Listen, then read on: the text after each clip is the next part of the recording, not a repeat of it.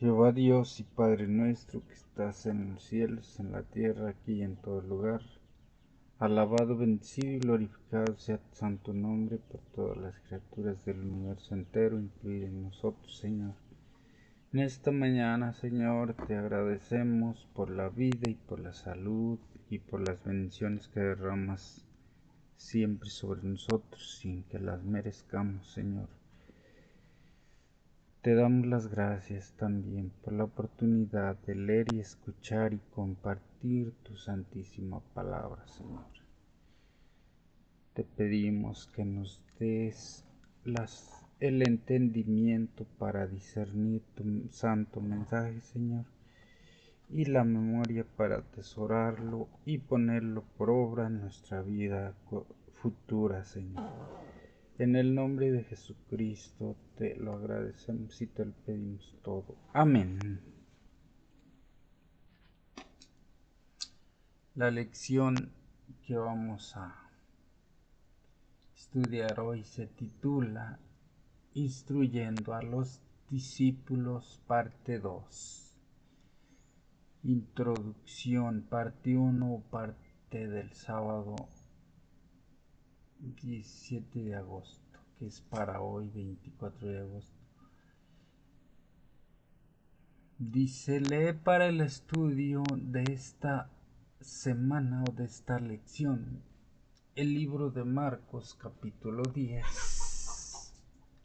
el libro de Génesis capítulo 1 verso 27, capítulo 2 verso 24, el libro de Gálatas capítulo 4 verso 1 y 2, el libro de Romanos capítulo 6 verso 1 al 11. Y por último el libro de Isaías capítulo 11 verso 1 al 16. Para memorizar. Porque el Hijo del Hombre tampoco vino para ser servido, sino para servir y dar su vida en rescate por muchos.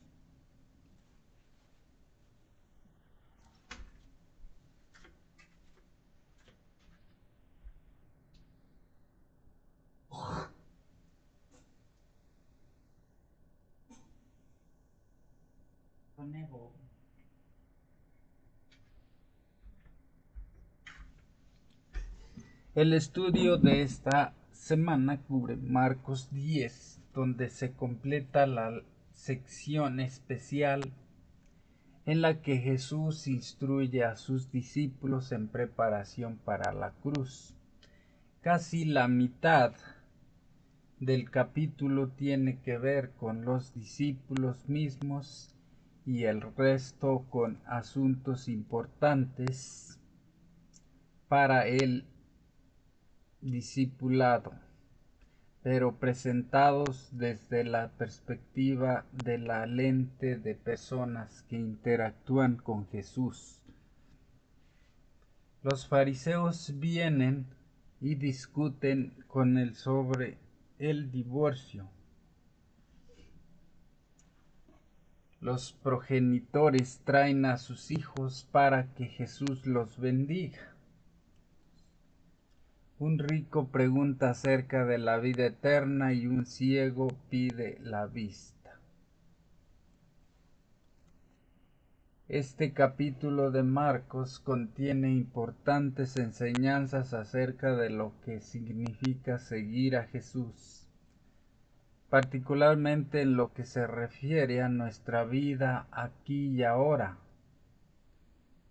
El matrimonio, los hijos, cómo relacionarnos con las riquezas y el costo y la recompensa de seguirlo. El incidente más destacado de la sección es la curación de un segundo hombre ciego. Marcos 10, 46 al 52. Compara con Marcos capítulo 8, verso 22 al 26, que cierra el paréntesis de la sección Marcos 8, 22, 10, 8, 22 y 10, 52. Y es una hermosa ilustración tanto del costo de seguir a Jesús como de sus resultados. Juntas, estas enseñanzas preparan al seguidor de Jesús, tanto a los discípulos de hace 2000 años como a los actuales, para los desafíos que conlleva el discipulado. Parte 2 o parte del domingo se titula El plan de Dios para el matrimonio. Dice, lee Marcos 10, 1 al 12 y Génesis 1, 27 y 2, 24.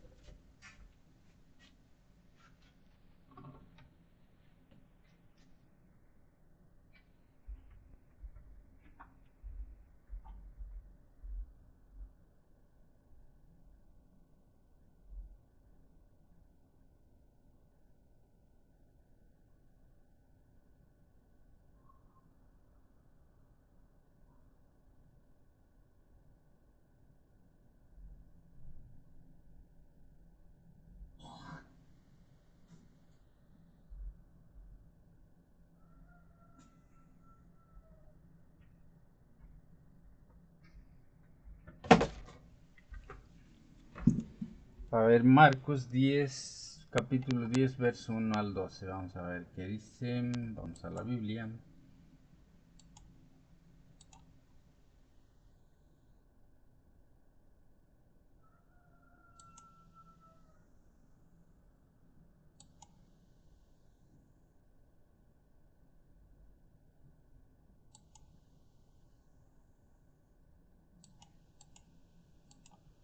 Sí, porque la tenemos que poner en pantalla. A ver. Vamos a Marcos, dice...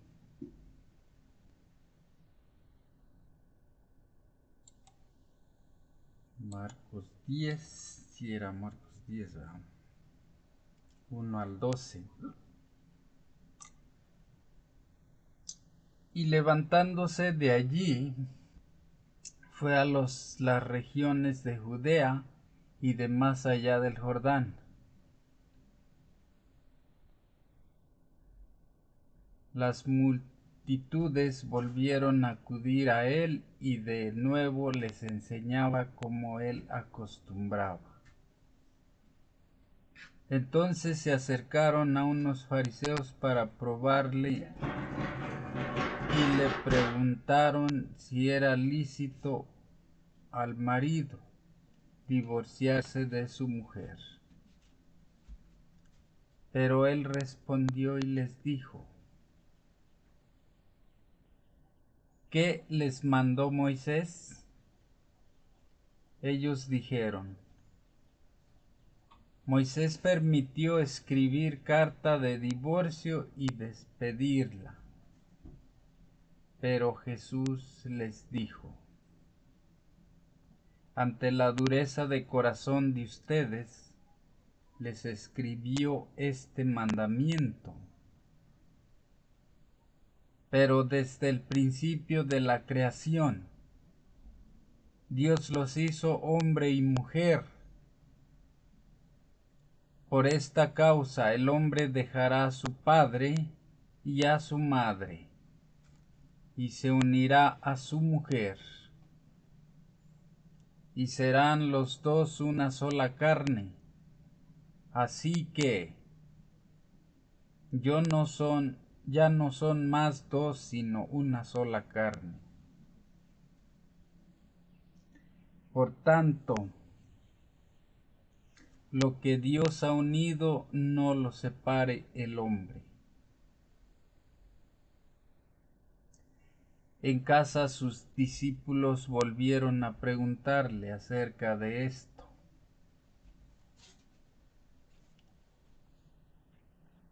Él les dijo: cualquiera que se divorcia de su mujer y se casa con otra comete adulterio contra ella. Y si la mujer se divorcia de su marido y se casa con otro, comete adulterio.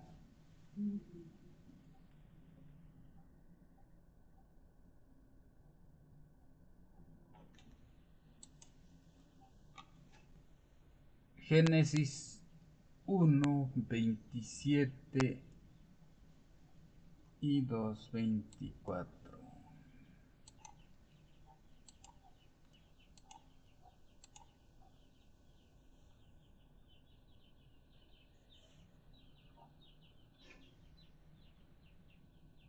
Creó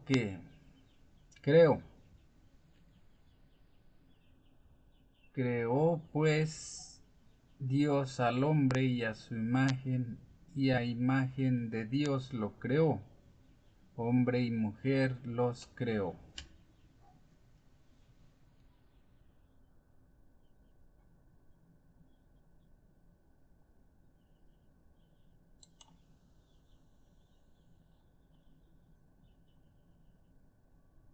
Por tanto, el hombre dejará a su padre y a su madre y se unirá a su mujer y serán una sola carne.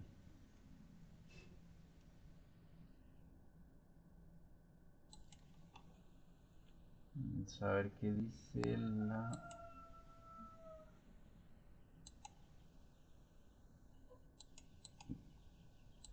pregunta. ¿Qué trampa yacía bajo la pregunta de los fariseos acerca del divorcio y qué lecciones enseñó Jesús en su respuesta? Pues ellos pensaron que iban a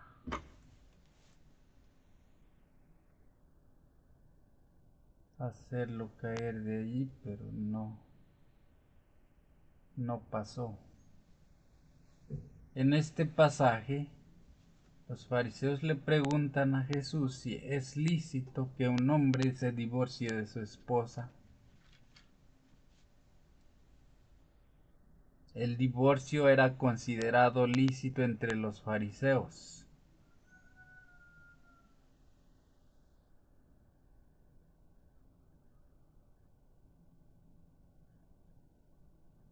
La pregunta fue: ¿qué motivos? La escuela o facción farisaica de Shammai era presumiblemente más restrictiva, ya que solo permitía el divorcio por infecundidad, abandono afectivo o infidelidad. Por su parte, la escuela de Hillel era mucho más indulgente, ya que permitía el divorcio por casi cualquier razón, aunque su proceso para concederlo era mucho más complejo, con la idea de que ello ayudara a frenar las cosas.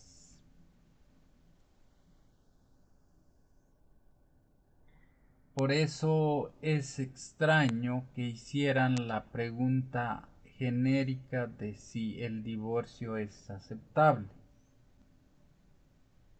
Debajo de esta cuestión estaba la intención de entrampar a Jesús, poniéndolo en problemas. Con Herodes Antipas,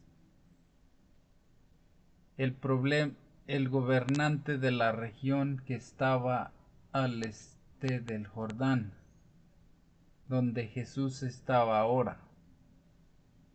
Antipas se había divorciado de su esposa y se había casado con Herodías, la esposa de su hermano. Herodes había decapitado a Juan el Bautista por su represión contra esta unión ilícita. Jesús elude la pregunta de ellos interrogándolos acerca de qué enseñó Moisés al respecto. El pasaje que los fariseos citan en respuesta es Deuteronomio 24, 1 al 4, que describe un caso particular de segundas nupcias tras el divorcio. Los israelitas ya practicaban el divorcio en los días de Moisés. La ley casuística describe en Deuteronomio 24 tenía el propósito de proteger a la mujer. Pero en los días de Jesús, esto fue tergiversado por la escuela de Hillel, a fin de hacer que resultara más fácil obtener el divorcio por casi cualquier razón. De ese modo, la ley que tenía el propósito de proteger a la mujer estaba siendo usada para perjudicarla. En lugar de debatir la ley casuística de Deuteronomio 24, Jesús remite a sus interlocutores a Génesis 1 y 2, donde se encuentra el ideal original de Dios para el matrimonio. Él destaca el hecho de que en el principio Dios creó un hombre y una mujer. Génesis 1:27. Dos individuos. Él combina entonces esta verdad con Génesis 2:24. El hombre deja a sus progenitores y se une a su esposa, y se convierten así ambos en una sola carne. Este concepto de unidad llega a ser la base de la afirmación del vínculo matrimonial por parte de Jesús. Las personas no deberían separar lo que Dios ha unido.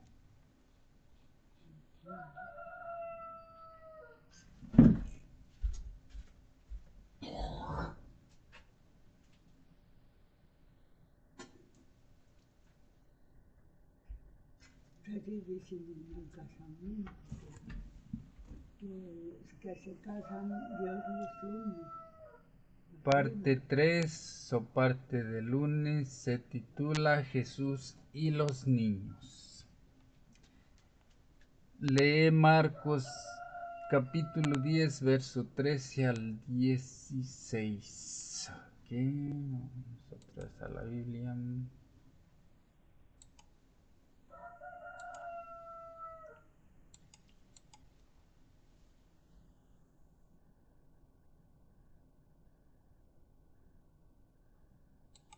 Marcos 10.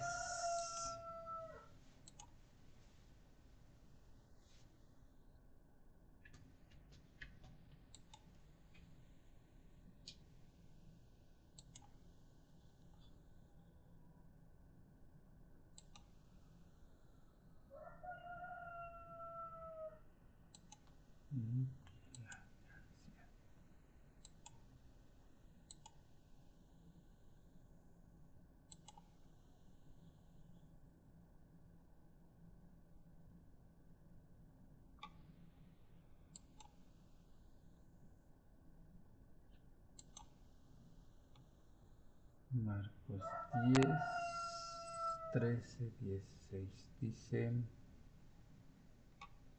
Jesús bendice a los niños y le presentaban niños para que los tocara. Pero los discípulos los reprendieron. Al verlo, Jesús se indignó y les dijo: dejen a los niños venir a mí, y no los impidan, porque de los tales es el reino de Dios.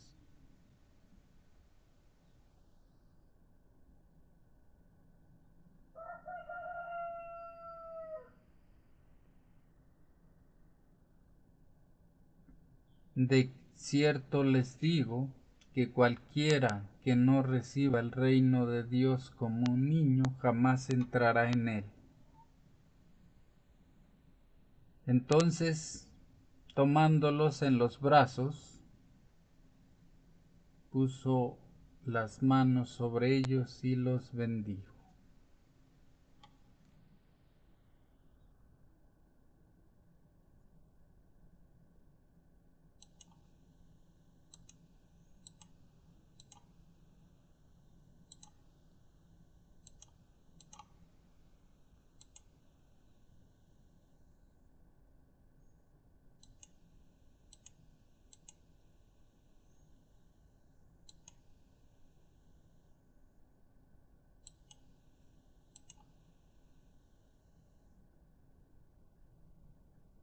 Dice la pregunta: ¿qué hizo Jesús por quienes traían a sus hijos a él?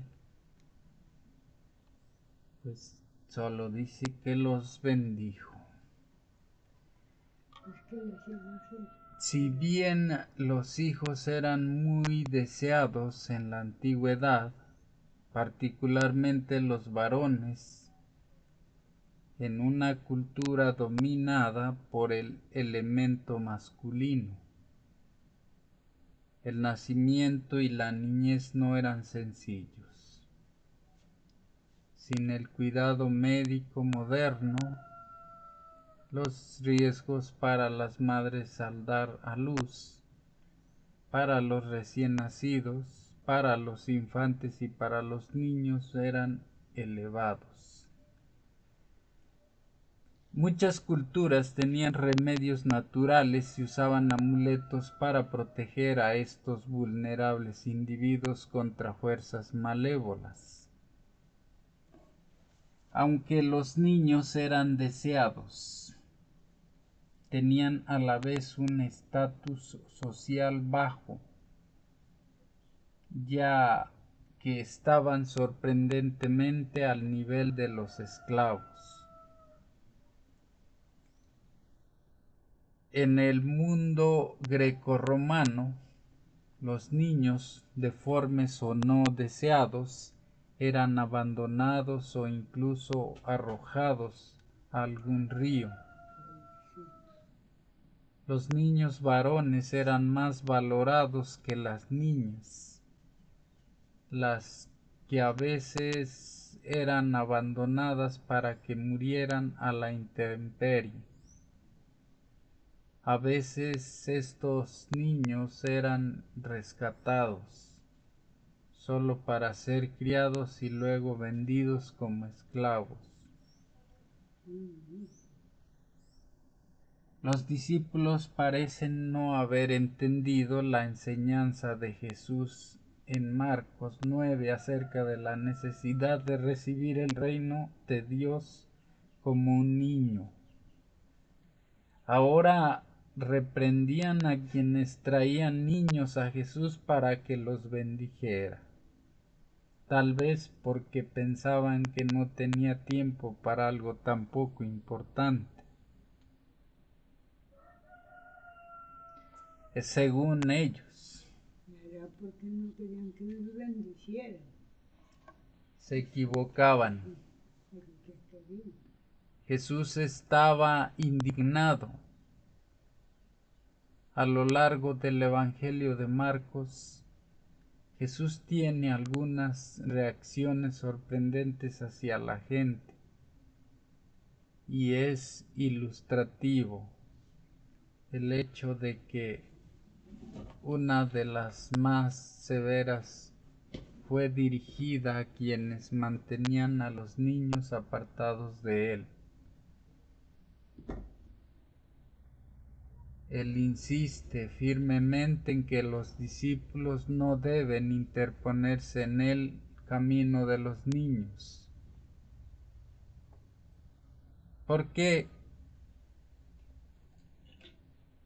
Porque el reino de Dios pertenece a estos y porque uno debe recibirlo con la actitud de un niño, probablemente en referencia a la confianza simple e implícita en Dios. Cuídense de dar una imagen errónea de Jesús con vuestro carácter falto de cristianismo. No mantengan a los pequeñuelos alejados de él por vuestra frialdad y aspereza. No sean causa de que los niños sientan que el cielo no sería un lugar placentero si ustedes estuvieran allí. No hablen de religión como de algo que los niños no pueden entender, ni actúen como si no esperaran que ellos acepten a Cristo en su niñez. No les den la falsa impresión de que la religión de Cristo es triste y lóbrega, y de que al acudir al Salvador tienen que renunciar a todo lo que llena la vida de gozo.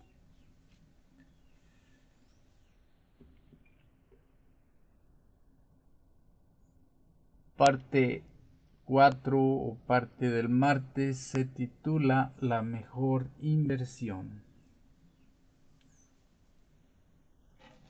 Dice, lee Marcos capítulo 10, 17 al 31.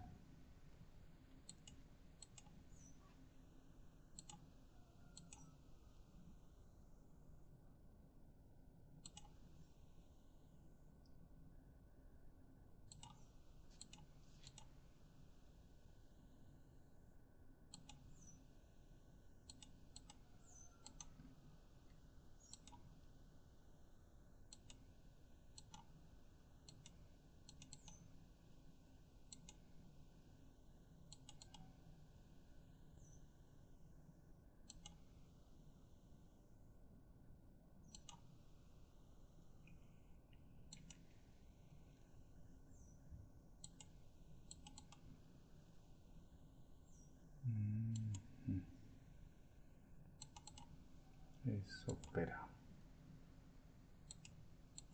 Se me movió por el mouse que ya está fallando. Pero vamos a leer Marcos 10, 17 al 31. Jesús y el joven rico. Cuando salía para continuar su camino, un hombre vino corriendo. Se puso de rodillas delante de él y le preguntó: Maestro bueno, Maestro bueno, ¿qué haré para obtener la vida eterna? Pero Jesús le dijo: ¿por qué me llamas bueno? Ninguno es bueno sino solo uno, Dios. Tú conoces los mandamientos: no cometas homicidio, no cometas adulterio, no robes, no des falso testimonio, no defraudes, honra a tu padre y a tu madre. Pero él le dijo: Maestro, todo esto he guardado desde mi juventud. Entonces, al mirarlo Jesús, le amó y le dijo: una cosa te falta. Anda, vende todo lo que tienes y dalo a los pobres, y tendrás tesoro en el cielo. Y ven, sígueme. Pero él, abatido por esta palabra, se fue triste, porque tenía muchas posesiones.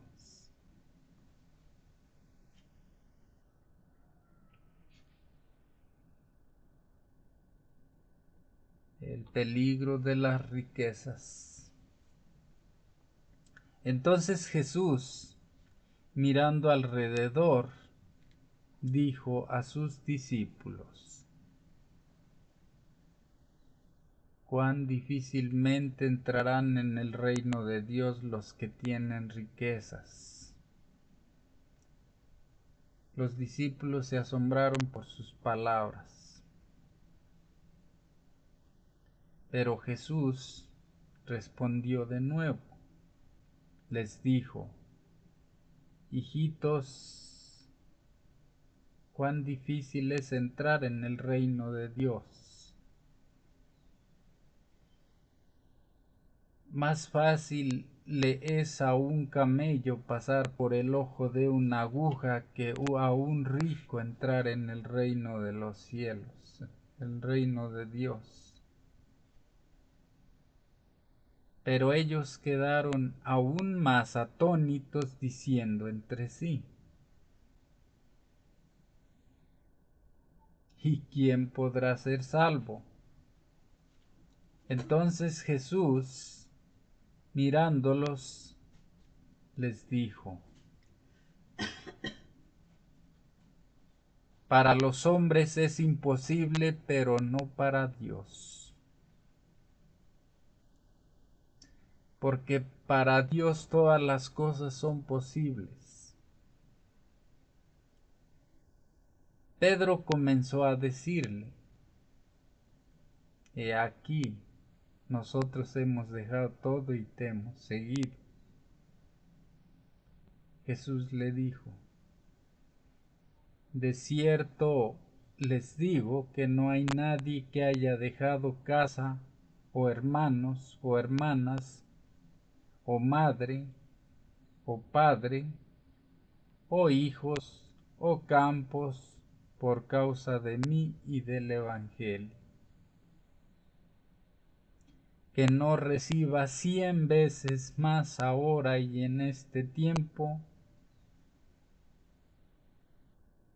casas, hermanos, hermanas, madres, hijos y campos con persecuciones, y en la edad venidera la vida eterna. Pero muchos primeros serán los últimos, y los últimos primeros.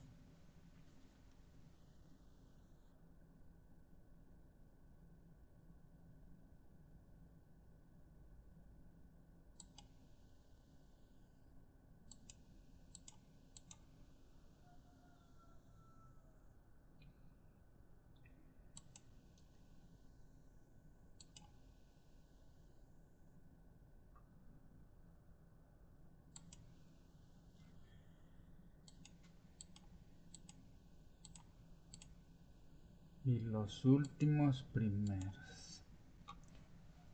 ¿Qué lecciones cruciales acerca de la fe y del costo del discipulado para cualquier persona, rica o pobre, se revelan aquí?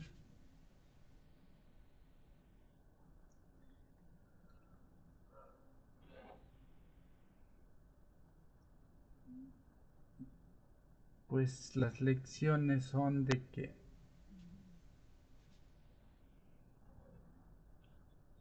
al rico le es difícil deshacerse de todas sus pertenencias, pero sin Dios no le en lugar de beneficiarlo, le perjudican.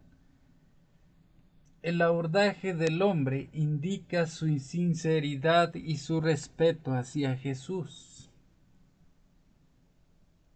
Corre, se postra ante él y formula la pregunta central para el destino de toda alma. ¿Cuáles son los requerimientos para heredar la vida eterna? Jesús responde remitiéndolo a la segunda tabla del Decálogo.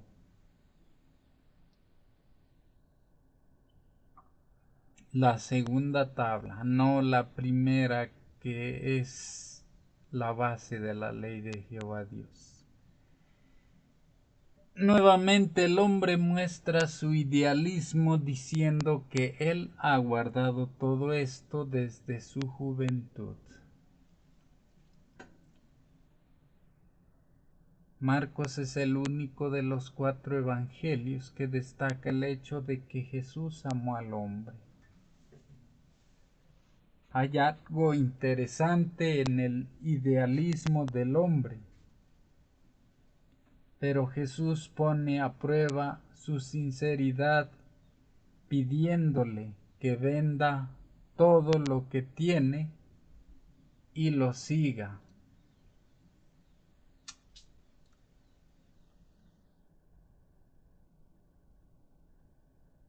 El hombre se fue cabizbajo porque tenía muchas posesiones. No estaba en verdad guardando los mandamientos. Quebrantó el primero al colocar algo por encima de Dios en su vida. Sus riquezas eran su ídolo. Jesús explica luego cuán seductoras son las riquezas y que sería más fácil para un camello pasar por el diminuto orificio de una aguja que para un rico entrar en el cielo.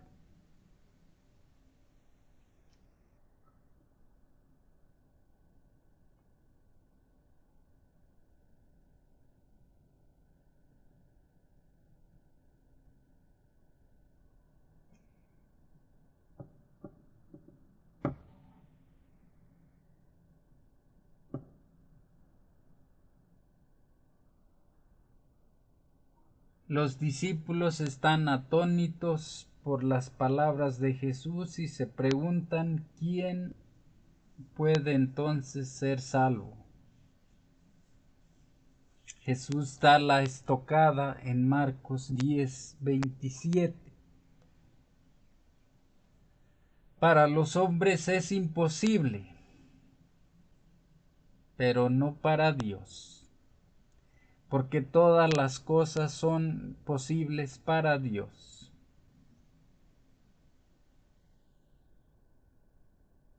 Marcos 10:27 parece un hermoso lugar para concluir allí la historia.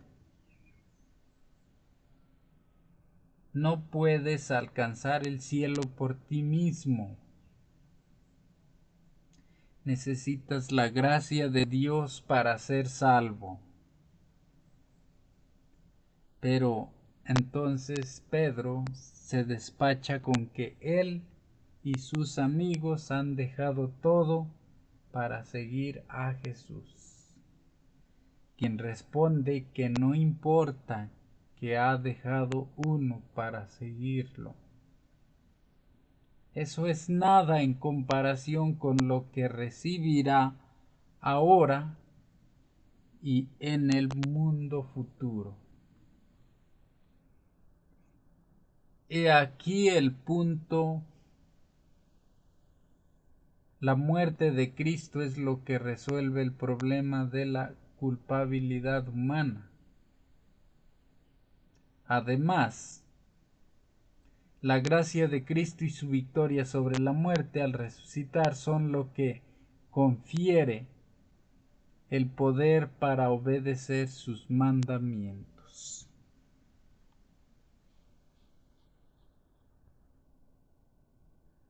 Parte 5 o parte del miércoles.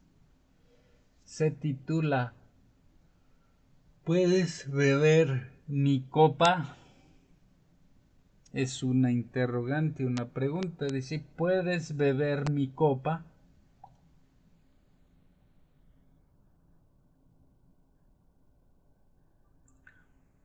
Dice, lee Marcos 10, 32 al 45. Vamos a leer Marcos 10, 32 al 45.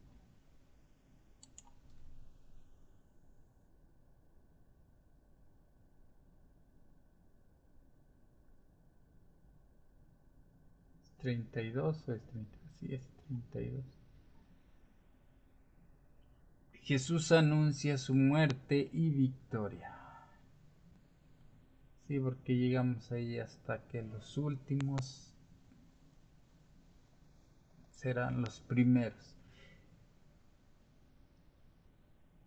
Iban por el camino subiendo a Jerusalén y Jesús iba delante de ellos. Estaban asombrados y los que lo seguían tenían miedo.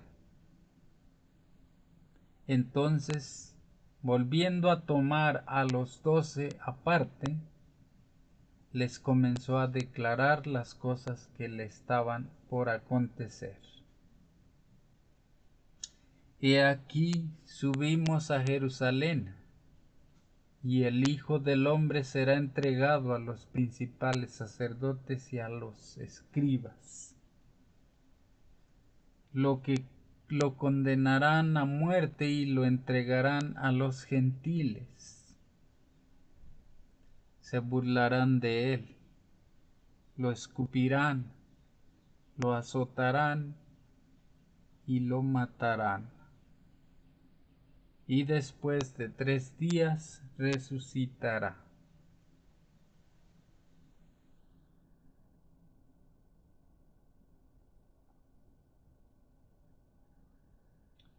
Petición de los hijos de Zebedeo.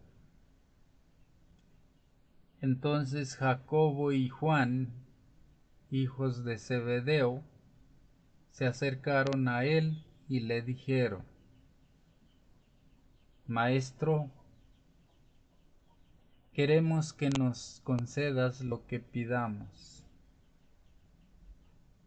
Él les dijo: ¿qué quieren que haga por ustedes? Ellos dijeron: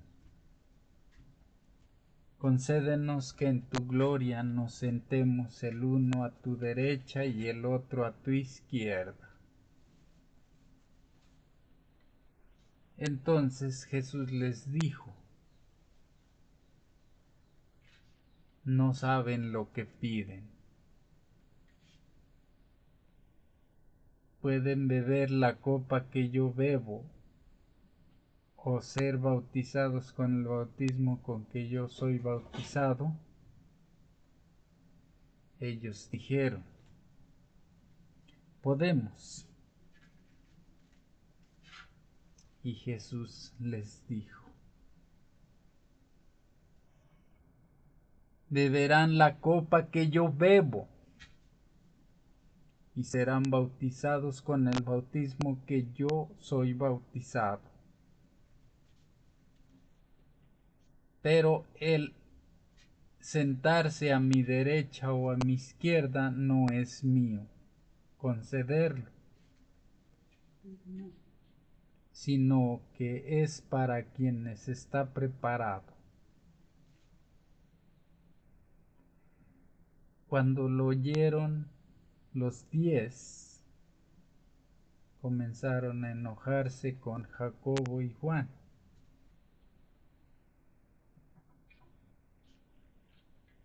Pero Jesús los llamó y les dijo: ustedes saben que los que son tenidos por príncipes de los gentiles se enseñorean de ellos, y sus grandes ejercen autoridad sobre ellos. Pero no es así entre ustedes. Más bien, cualquiera que anhele hacerse grande entre ustedes será su servidor, y cualquiera que anhele ser el primero entre ustedes será siervo de todos. Porque el Hijo del Hombre tampoco vino para ser servido, sino para servir, y para dar su vida en rescate por muchos.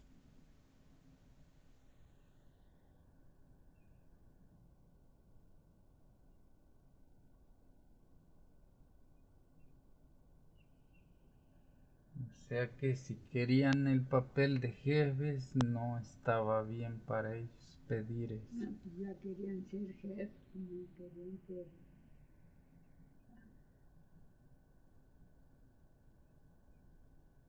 como algunos.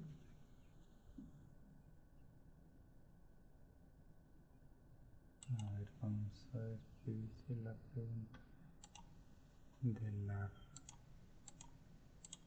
reflexión. ¿Cómo revelan estos versículos la ignorancia persistente de los discípulos? No solo acerca de la misión de Jesús, sino también sobre lo que significa seguirlo, pues no sabían ni cómo estaba ni No, cómo pues era ellos querían ser el grandes. asunto. Ellos querían ser grandes.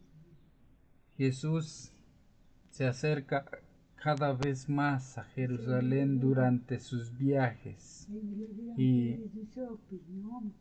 a medida que avanza, pone delante de sus discípulos lo que sucederá allí. No se trata del escenario que ellos tienen en mente o el que desean escuchar. La precisión de Jesús en cuanto al esquema de su muerte y su resurrección es impactante. Pero cuando se trata de algo que uno no quiere oír, resulta demasiado fácil ignorarlo. Esto es aparentemente lo que Jacobo y Juan hacen cuando se acercan a Jesús con un pedido privado. Jesús les pide que sean más concretos y ellos le responden que quieren sentarse a su derecha y a su izquierda en la gloria, en su gloria.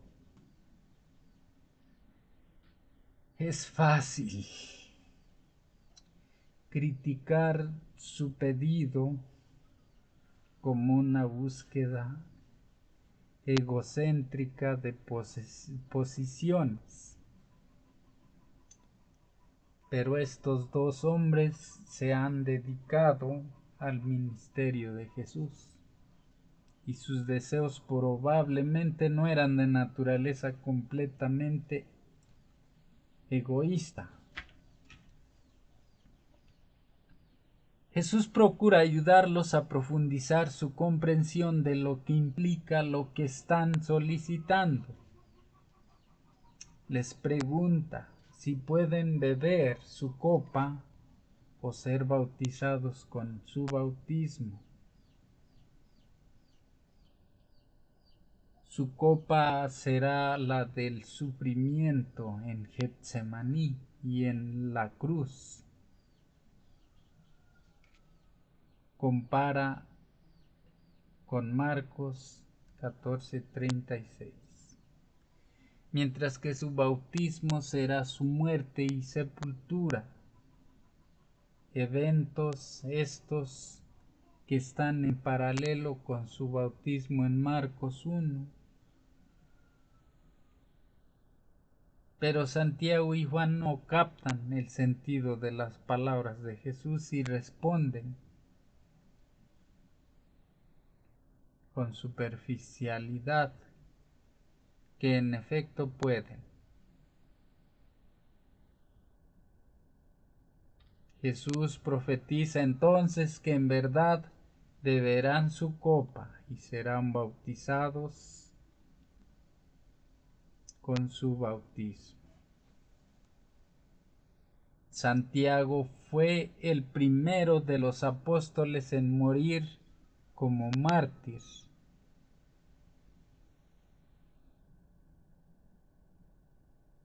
Juan fue el más longevo de los apóstoles y fue enviado al exilio en la isla de Patmos. Pero Jesús indica que los lugares ocupados en ocasión de la glorificación son establecidos por Dios.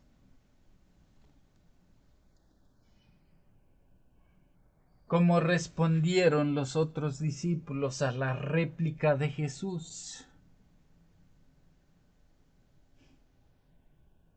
No demasiado bien. La misma palabra griega aganakteo, enojarse, indignarse, usada en Marcos 10:41 para los discípulos, designa en Marcos 10:14 el enojo de Jesús ante el intento de mantener a los niños apartados de él.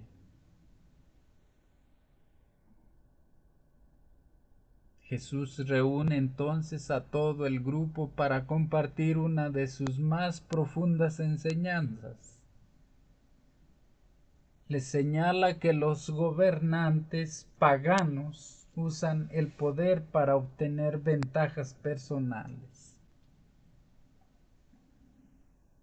Pero en el reino de Dios, el poder debe siempre ser usado para elevar y bendecir a otros.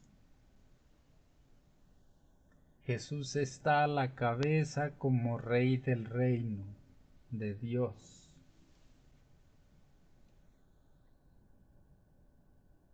¿De qué manera? Al entregar su propia vida en rescate. No precisamente lo que sus seguidores esperaban escuchar. Porque ellos no captan que el papel de Jesús o Cristo fue enaltecer a los hijos de Dios, sino en vez de doblegarlos, de gobernarlos, de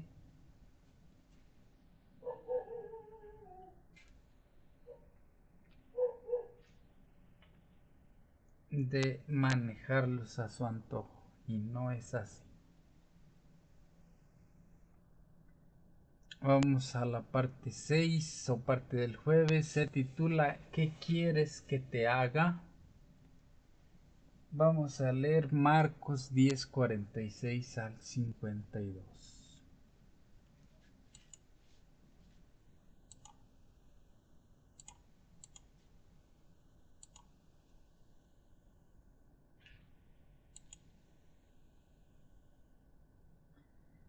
Jesús sana al ciego Bartimeo. Entonces llegaron a Jericó, Y cuando él iba saliendo de Jericó, juntó con sus discípulos y una gran multitud el ciego Bartimeo, hijo de Timeo, estaba sentado junto al camino mendigando. Y cuando oyó que era Jesús de Nazaret, comenzó a gritar diciendo: Jesús, hijo de David, ten misericordia de mí. Muchos lo regañaban para que se callara, pero él gritaba aún más fuerte: Hijo de David, ten misericordia de mí. Entonces Jesús se detuvo y mandó llamarle. Llamaron al ciego diciéndole: Ten confianza, levántate, él te llama.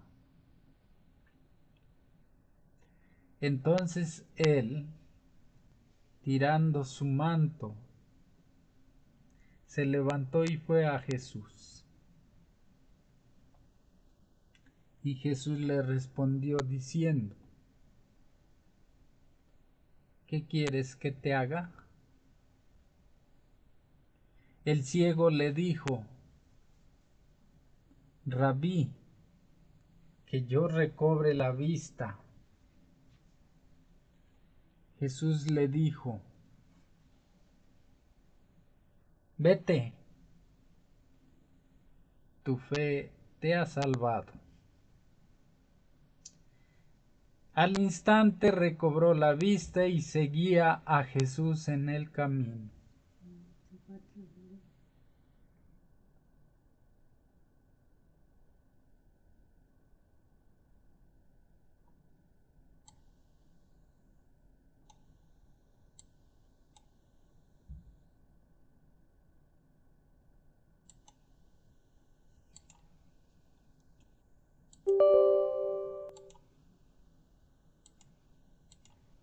Dice la pregunta: ¿cómo reaccionó Bartimeo al saber que Jesús estaba pasando por donde él estaba?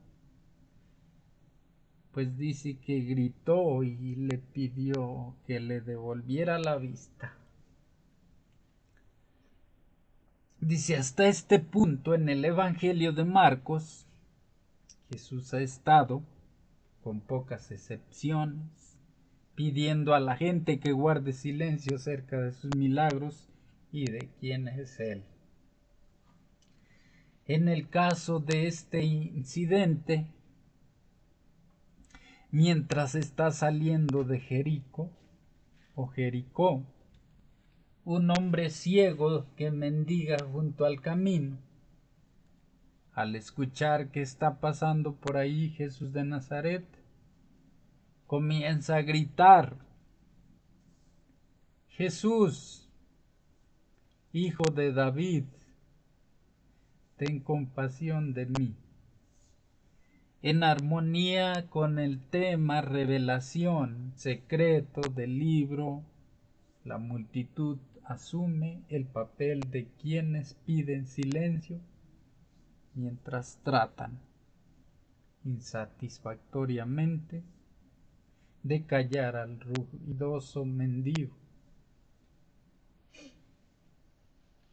Pero Bartimeo no se inmuta o no se calla y grita aún más fuerte: Hijo de David, ten misericordia de mí.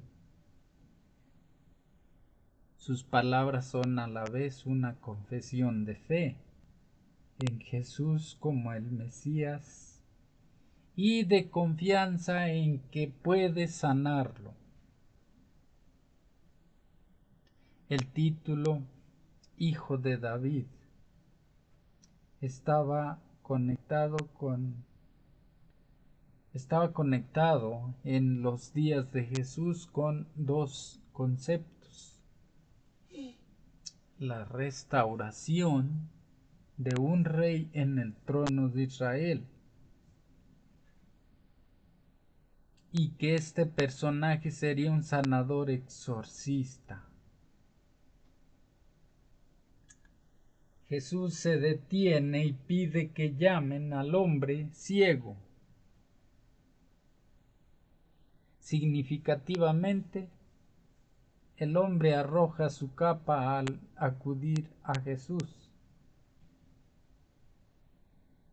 En esos días, las personas ciegas estaban en lo más bajo de la sociedad, junto con las viudas y los huérfanos. Eran individuos que estaban por debajo del nivel de subsistencia y en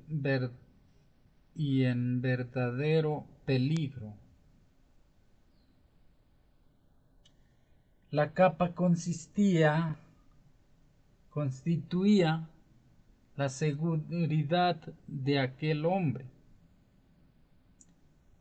Despojarse de ella significaba que tenía fe en que Jesús lo sanaría. Jesús nunca decepciona a las personas. Por cierto, Sí, porque sabe que en los evangelios, todo aquel que acude a Él por ayuda, siempre la recibe. Jesús hace la misma pregunta que a Santiago y Juan en Marcos 10:36. ¿Qué quieres que te haga?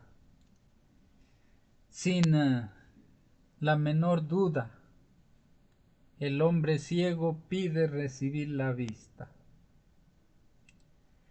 la que es inmediatamente restaurada por Jesús. El ex ciego sigue entonces a Jesús en el camino.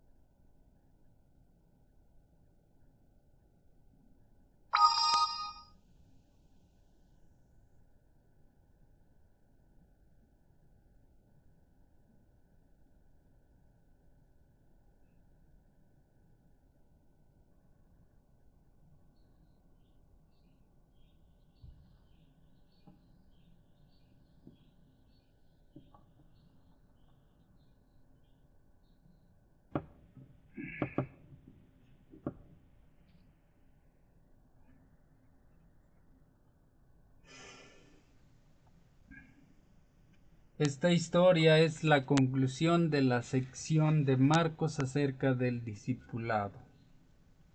Cierra el paréntesis que fui abierto con la curación de un ciego en Marcos 8:22 y al 26.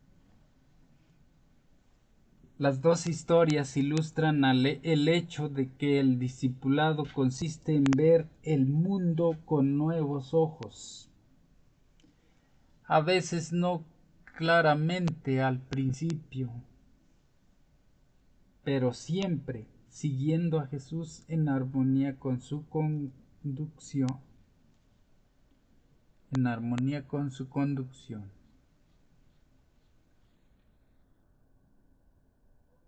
Parte 7, parte del viernes, como siempre, es para estudiar y meditar.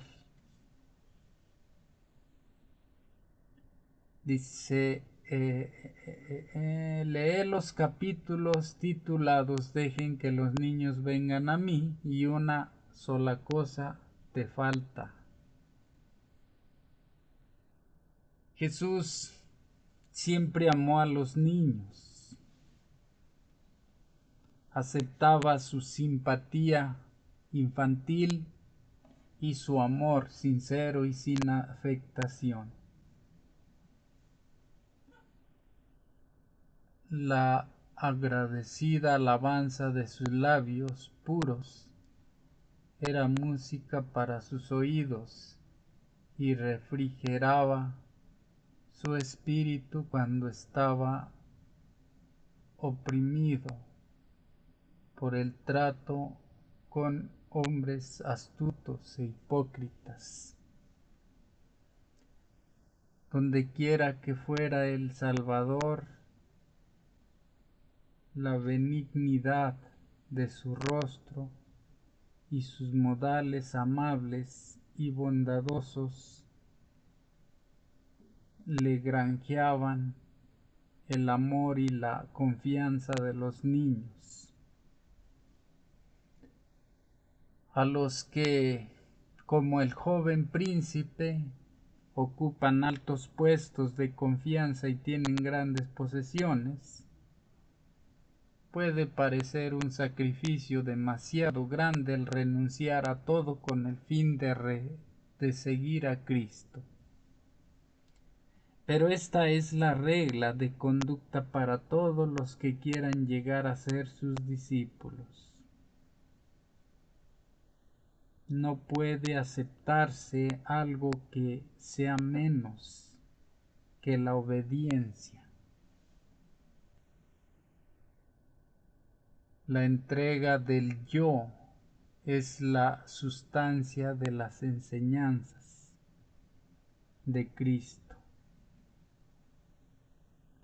Con frecuencia es presentada y ordenada en un lenguaje que parece autoritario, porque no hay otra manera de salvar al hombre que separándolo de esas cosas que, si las conservase, desmoralizarían todo el ser.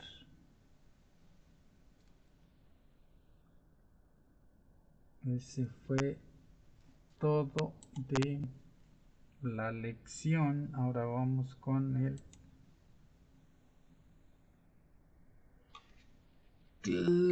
folleto visionero. Testimonio de hoy es para Willing de Willington. Tras las huellas de Pablo, dice. La vida de Willington en su natal Bogotá empezó a cambiar cuando decidió dejar de beber. Consiguió un trabajo, empezó a pagar sus deudas y se casó con su novia, con la que llevaba viviendo hace 21 años. Willington, su pareja y su hijo de 12 años decidieron entregar sus vidas a Dios a través del bautismo. Un día, antes del bautismo de Willington, un amigo adventista predijo que Dios tenía grandes planes para él. Vas a ser el próximo apóstol Pablo, le dijo su amigo Jaime. No pasó mucho tiempo antes de que Willington se diera cuenta de que Dios lo estaba llamando para hacer su obra entre los alcohólicos. Un mes después de su bautismo, mientras caminaba hacia la iglesia un sábado por la mañana, sintió que una voz le decía: «Detente aquí». Se detuvo y la voz le dijo: «Vas a ayudar a toda esta gente. Tú bebías y ahora vas a ayudar a otros que beben. Te daré oportunidades y te ayudaré a no recaer. En la iglesia, Willington buscó a Jaime. Tengo una idea, le dijo. Yo también tengo una idea, le dijo Jaime. Cuéntame primero tu idea. Creo que Dios me está pidiendo que sea una luz en todos esos bares en los que solo hay oscuridad, dijo Willington. ¡Qué maravilla!, exclamó Jaime. Es la misma idea que tuve yo. Parecía algo más que una casualidad. Los dos hombres convinieron en que el Espíritu Santo debía estar llamando a Willington para que ayudara a los alcohólicos. Durante la semana siguiente, Willington invitó a los clientes de los bares a que fueran a su casa a estudiar la Biblia. 11 personas se presentaron al primer estudio bíblico el sábado en la tarde. Con el paso de las semanas, el grupo creció tanto que ya no podían reunirse en su casa. Willington alquiló una casa más grande. Cuando el grupo creció demasiado para esa casa, se mudaron a un salón. La gente se bautizaba y el grupo seguía creciendo. Finalmente, Willington consideró que el grupo necesitaba un local propio. Buscó un local para comprar, pero todo estaba muy caro. Mientras oraba, sintió el impulso de visitar un bar que había frecuentado desde los 16 años. Parecía improbable, pero sí podía comprar el bar. Podría remodelarlo para convertirlo en un salón de reuniones. Oró. Dios mío, ¿de verdad quieres que trabaje para ti en un bar? Willington buscó al dueño del bar y descubrió que el establecimiento estaba en venta. El dueño reaccionó inmediatamente a Willington y le sorprendió verlo sobrio. ¿Eres tú, verdad?, le preguntó. Sí, soy yo, respondió Willington. ¿Recuerdas que siempre venías aquí a beber?, le dijo. Sí, claro que lo recuerdo. El dueño se mostró incrédulo. Te conozco bien, le dijo. No puedo creer que tengas una nueva vida. Le dio el precio del inmueble, pero Willington no tenía tanto dinero. Habló con otros miembros de la iglesia sobre el establecimiento, pero tampoco disponían de fondos. A pesar de ello, Willington no se desanimó. Los planes de Dios son perfectos, les dijo. No se preocupen, este local será nuestro. Él y los demás miembros de la iglesia empezaron a orar y a recaudar fondos. Un año después, compraron el bar y lo convirtieron en una iglesia adventista y en un centro de influencia. En la actualidad, 50 personas adoran en esa iglesia los sábados.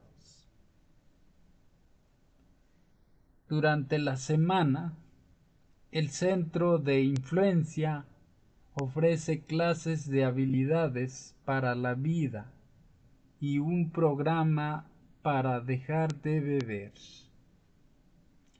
Willington, que es anciano de la iglesia y subdirector del centro de influencia, dijo que a través de su pequeño grupo, más de 15 exalcohólicos han entregado su corazón a Jesús y se han bautizado.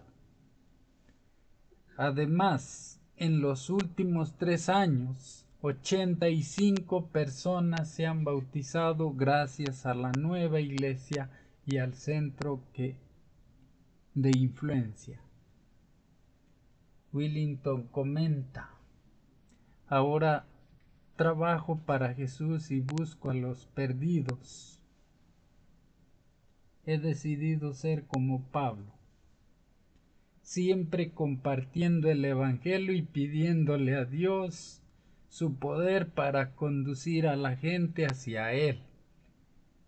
Y añade: los planes de Dios son perfectos y nunca fallan. Y bueno, nunca cambian tampoco, siempre son perfectos. Amén.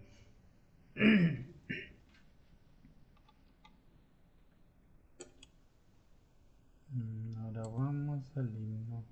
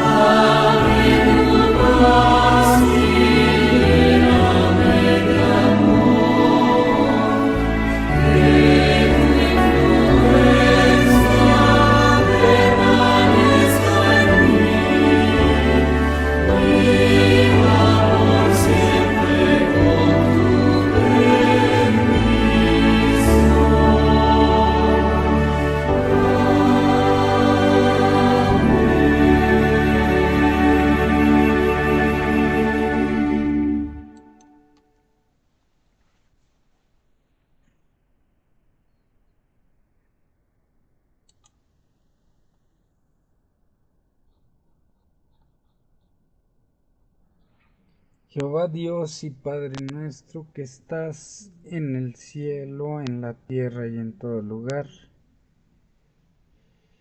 alabado, bendecido y glorificado sea tu santo nombre por todas las criaturas del universo entero, incluidos nosotros, Señor.